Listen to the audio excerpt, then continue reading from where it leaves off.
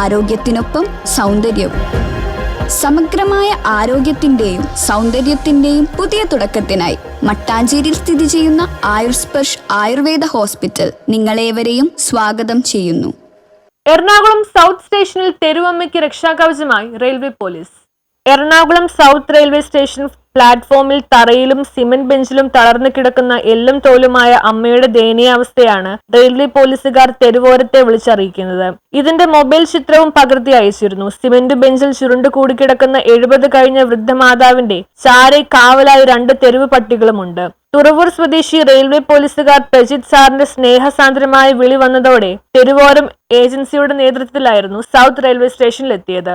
ഈ സമയം റെയിൽവേ പോലീസുകാരായ Prajith Raj B, head constable Udayakumar, constable John Peter, women constable Neethu K എന്നിവർ വൃദ്ധമാതാവിന് കാവലായി ഉണ്ടായിരുന്നു. ഓർമ്മ മുറിഞ്ഞു പോയ വൃദ്ധയുടെ നിസ്സഹായതയും ഒറ്റപ്പെടലിന്റെ ഭീതിയും ക്ഷീണിച്ച മുഖത്ത് കാണാമായിരുന്നു. ചില നേരങ്ങളിൽ വിവസ്ത്രയായും ചിലപ്പോൾ ആരെങ്കിലും ഉപേക്ഷിച്ച് മുഷിഞ്ഞ വസ്ത്രങ്ങളിലുമാണ് വൃദ്ധയുടെ ശരീരം മറച്ചിരുന്നത്. തിരക്കു പിടിച്ച റെയിൽവേ സ്റ്റേഷനിൽ ഉദ്യോഗസ്ഥർക്ക് തലവേദനയും ബാധ്യതയും മാതൃഭാവമായും ഈ അമ്മ അവരെ വേട്ടയാടിയിരുന്നു. ഒടുവിൽ മുരുകൻ തെരുവോരം RPFന്റെ കട്ടോടുകൂടി സംരക്ഷണം ഏറ്റെടുത്തു.